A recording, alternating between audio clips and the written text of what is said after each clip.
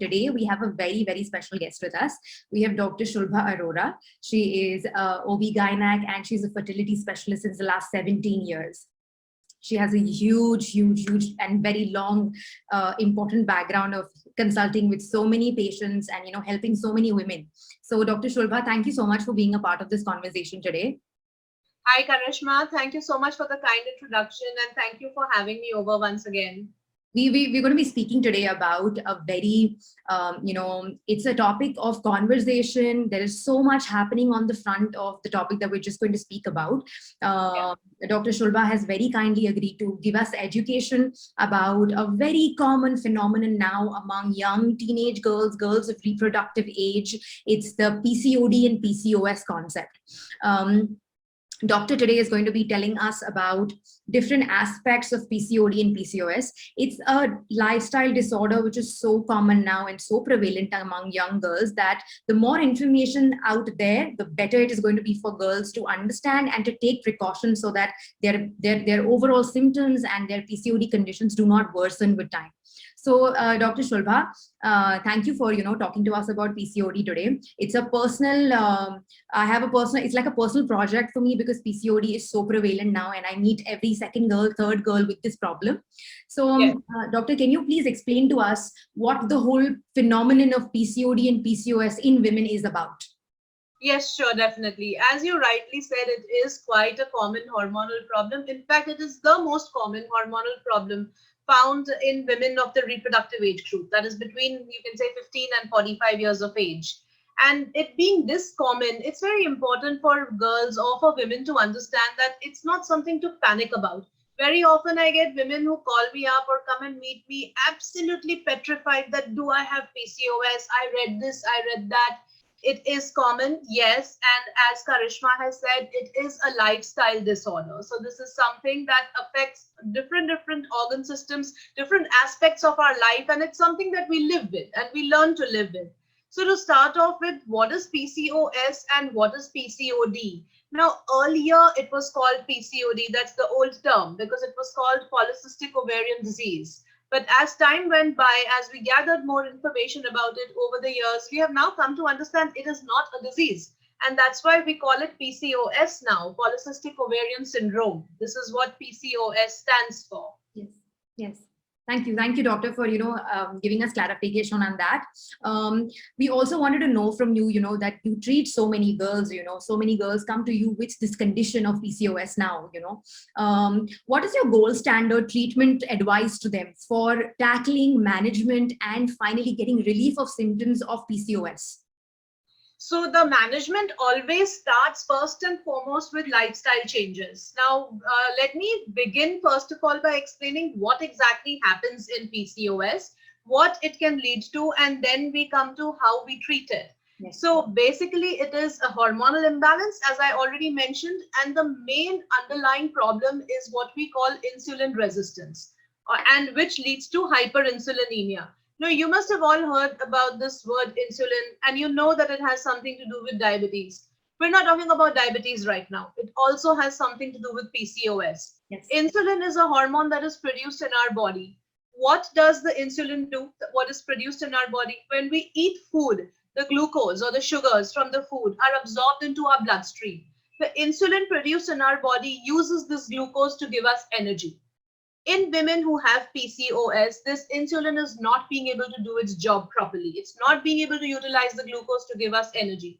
So the body has to secrete higher and higher quantities of insulin.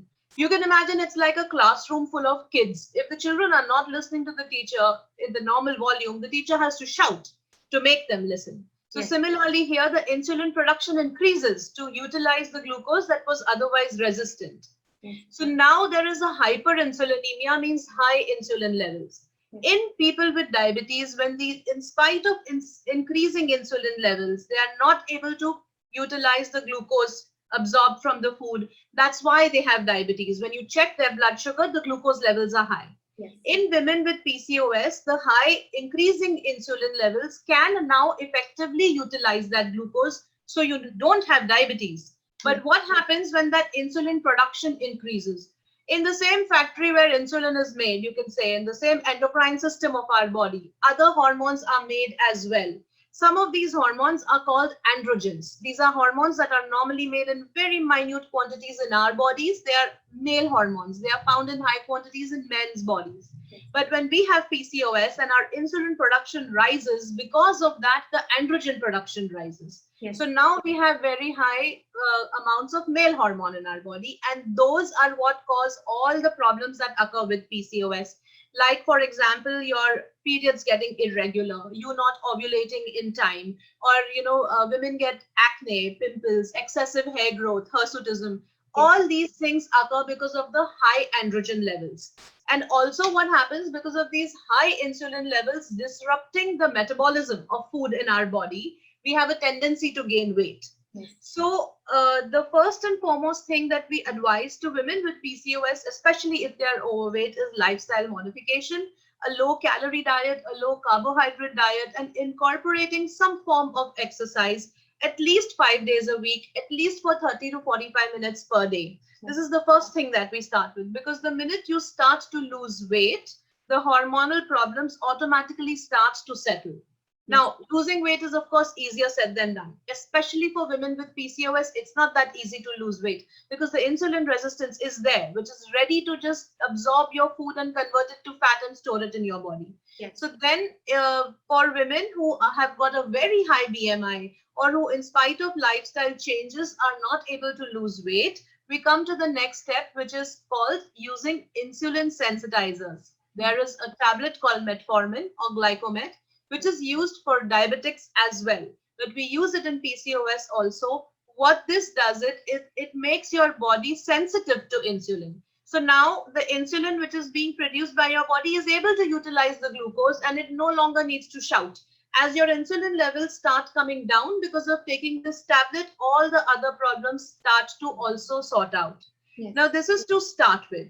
And then what treatment we will give depends on what problem are you facing. In the adolescent age group, the main problems would be weight gain, acne, excessive hair growth, and irregular periods. When the woman is trying to have a baby, the next set of problems she faces is an inability to conceive because she's not really ovulating regularly. Even during pregnancy, the chances of miscarriage, preterm birth, diabetes and blood pressure during pregnancy tends to be higher. And once the woman comes to the age of into her 40s, crosses 45, her chances of developing diabetes, blood pressure, endometrial cancer, ischemic heart disease are higher than the general population.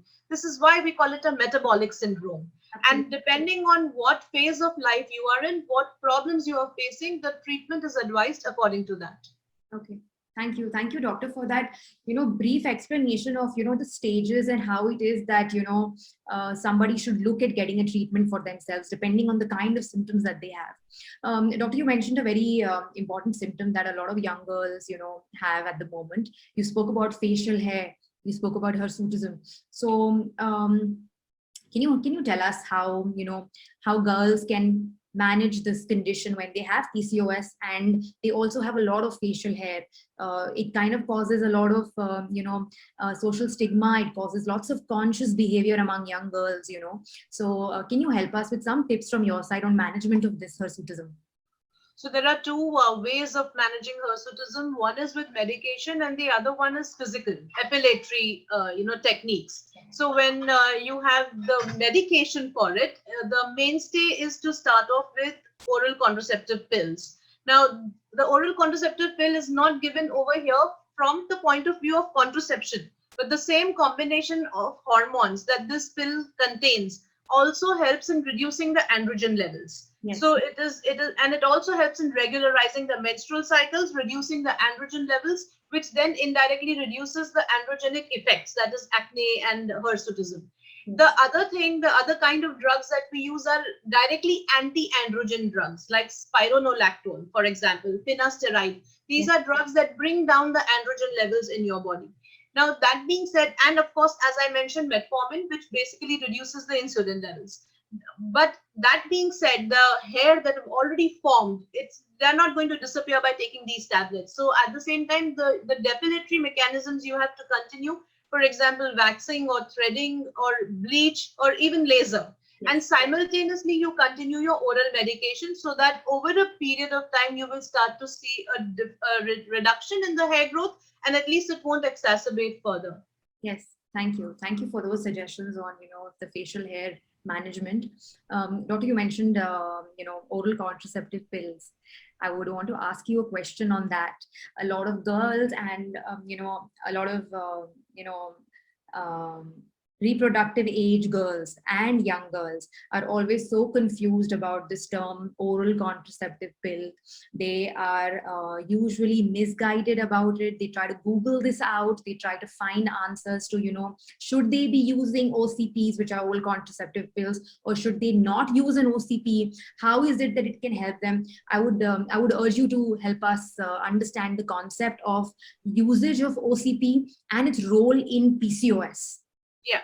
So now, as we already mentioned that women with PCOS don't get regular periods. That's one of the symptoms. Some of them do, but many of them don't. This is a common finding. Yes. Why does this happen is, let me explain this first. Now, women who don't have PCOS, in their case, at the start of the cycle, from the first or the second day, one egg starts to grow, which gradually becomes a ready size around the 13th, 14th day, and then it ovulates. If at that time relations take place with your partner or your husband, then there is a chance of pregnancy. If they don't take place, if you're not planning, if you're unmarried, if that hasn't happened, then after ovulation, 15 days later, the period starts. This is how our body has been designed. When A takes place, 15 days later, B will take place. Women with PCOS, instead of one egg, lots of tiny eggs start growing, but they all grow to a small size and stop. So no one egg will grow to a mature size and ovulate. Ovulation doesn't occur. Because ovulation doesn't occur, 15 days later, there is no period because the body is still waiting for ovulation to occur. And this is why the cycles start getting irregular. Now, what happens over a period of time with irregular cycles is our bodies, our ovarian hormonal cycle contains two hormones, estrogen and progesterone. Estrogen, it dominates in the first half of the cycle. After ovulation, it should be progesterone. Yes. Now, because women with PCOS are not ovulating, they have got what we call exposure to unopposed estrogen. The progesterone part is not coming into the picture at all. Okay. And over a period of time, after many years, when you enter your 40s, because all your life you've had this unopposed estrogen exposure where it did not get balanced with progesterone, there's too much of estrogen exposure to your endometrium, that is the lining of your uterus, can increase your chances of endometrial cancer later in life. Yes. So endometrial cancer is not, don't be afraid hearing this term. It is something which can be diagnosed at a very early stage, and it has a very simple treatment in most cases that is required if picked up early enough. But in order to prevent this, number one, if you take oral contraceptive pills, which contain a combination of estrogen and progesterone, then every time you finish your 21-day pill course, you will get your next period 4 or 5 days later. And then when your period starts, you start the next 21-day pill course. So that way you are maintaining this 27, 28-day cycles where you are not going months on end without getting your period and therefore getting exposed to unopposed estrogen. That's number one. Number two, a lot of the oral contraceptive pill combinations contain the progesterone element as an anti-androgen. It acts in the body to bring down the androgen levels. Yes. So again, it helps with regularizing your cycle and reducing the androgen effects like acne and hirsutism. Yeah. Yes. Thank you. Thank you, doctor, for explaining that beautifully. I think a lot of questions about OCPs and what you just explained right now make sense. And, then the girls can take an informed decision about if they would like to go in for that or not. Thank you for explaining that. And doctor, the last question for today, I want to ask you that, a lot of girls who have PCOS are, at a stage now where they're planning conception. They have the symptoms sometimes, they're working on it sometimes, and it's in control also sometimes. But can you please share some, tips for girls who have PCOS but are trying for conception and, something that can help them make their chances of conception better? First and foremost, it's weight loss. Now we have lean PCOS and obese PCOS. Lean PCOS means your BMI will be in the normal range or even less than normal. But obese PCOS are women whose BMI is high. Yes. 20, if it is above 25, it is considered overweight. If it is above 30, it's obese. Yes. So women who are in the above 30 or even higher BMI category must first try and lose weight when they are planning a conception, because the weight loss will increase your chances of conceiving, it will increase your chances of ovulating spontaneously, and it will increase your chances of a healthy pregnancy for you and your baby. It will reduce the chances of getting diabetes and blood pressure during pregnancy. So we always advise first weight loss. If the weight loss is not occurring naturally in spite of all your attempts at following a good diet and an exercise regime, you may need to consult your doctor for the need for starting metformin, the insulin sensitizer, that will further help with your weight loss. Now, we consider it infertility when a couple has tried for a year and not conceived. So what happens is, because women with PCOS are not ovulating on their own, Yes. a woman who does not have PCOS will ovulate once a month and therefore have 12 chances in a year to get pregnant every time she ovulates. Women with PCOS may have only 8 or 6 because they are not ovulating that frequently. So the number of attempts you get to try and conceive naturally become less. So if you haven't conceived after a year of trying, you may need to visit your fertility specialist, get your basic checkups done, which will be your ultrasound, hormone levels, your husband's sperm counts, because in about 50% of cases, there is a problem with the sperms as well, and that must always be checked. Yes. You may sometimes need help to ovulate, help in the form of tablets or a combination of tablets and injections, sometimes just the injection. These tablets help the eggs, which grow to a small size and then stop. They help them to grow to a mature size and ovulate. The injections contain a very pure form of the same hormone produced in our own body to help with ovulation, FSH and LH. Yes. So those also help with ovulation. And once you have done your monitoring of your cycle with ultrasounds to see on which day your follicle is now ready, you know that that is the fertile period during which you must try at home. Yeah. If a few months of trying naturally like this don't help, the next thing that is advised is IUI. IUI has a very high chance of succeeding in women with PCOS, where we take the sperm sample and with the help of a very fine tube called a catheter, the best sperms are selected and put directly into the woman's uterus, increasing their chances of fertilizing the ovulated egg. That is called IUI. It is a simple treatment process. Okay. Thank you, doctor, for that detailed explanation of how girls can actually increase their chances of conception in spite of having PCOS. You've been very kind today to help us with all these queries that so many girls have come to us with, and have wanted answers for, because as we have mentioned already in our conversation, PCOS is something which is so common now, and every girl somewhere or the other has an issue with it. So thank you for the plethora of information that you've given us today. I hope it helps all the girls understand the phenomenon and the symptoms that come along with it, and they can actually reach out to professionals and experts like you who can help them in their journey of PCOS with whatever it is that they want. Thank you, doctor, once again for being a part of this initiative. Most welcome. It's been a pleasure being here as always. Thank you so much once again for inviting me. Thank you.